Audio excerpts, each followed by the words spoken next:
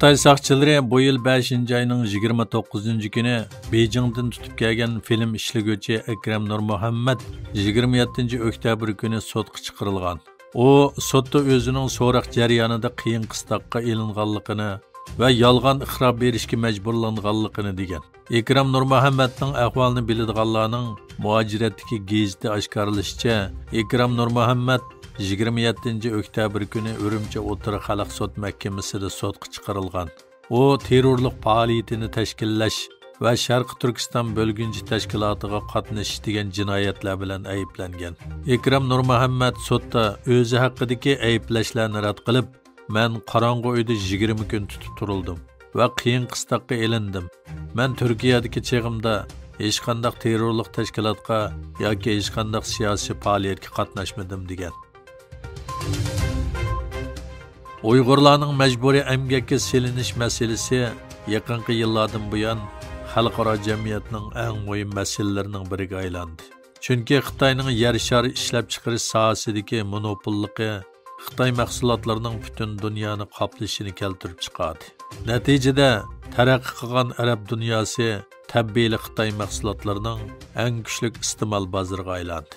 Kommunizm qurbonlari xotira fondining tadqiqotchisi Adrian Zenz bu yil mayda muhim doklad e'lon qilib, Şinjan paxtasining Uyg'urlarning majburiy emgaki bilan munosabatli ekanligini yana bir qaytim isbotladi. Dokladda bayqilishicha, garchi Xitoy paxta ishlab chiqarish sohasida mashinalashishni ilgari surgan bo'lsa-mu, ammo Uyg'urlarni 2021 va 2022-yillari majburiy emgak kuchi yetkash orqali paxta terishga majburlash davomlashgan.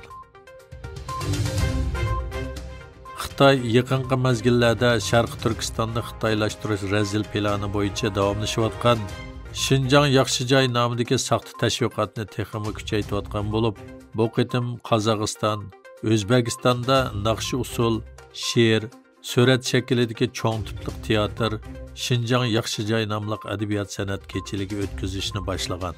Tangirtog' to'rining xabarda bildirishicha, Xitoy atalmish Uyg'ur avtonom rayonlik madaniyat va sayohat nazorati Qozog'iston, O'zbekistonda 11-oyning 5-kunidan 15-kunigacha davomlashadigan naqsh usul, she'r, surat shaklidagi cho'ng tipli teatr Şinjan yaxshi joy nomli adabiyot san'at kechiligini boshlagan.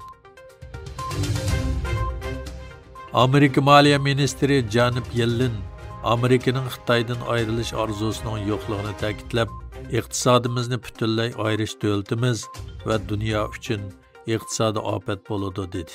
Xabar qilinishicha, Yellen Xitoyning iqtisodiy munosabatga mas'ul muavin bosh ministri Xi Jinping bilan bo'lgan ikki taraflik uchrashishdan ilgari qilgan so'zida 2 kunlik aloqada mustahkam asos silishni umid qiladiganligini aytdi. Egilinishcha, Yevropa ittifoqi va Xitoy 7-8 dekabr kunlari Beijingda boshliqlar yig'ini o'tkazishga tayyorlik qilmoqda ekan.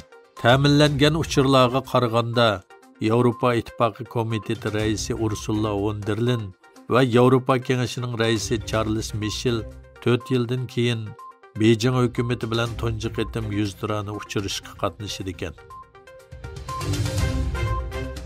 O'zbekistonning poytaxti Toshkentda o'tkazilgan iqtisodiy hamkorlik tashkilotining 16-navbatlik rahbarlar uchrashishi oxirlashdi.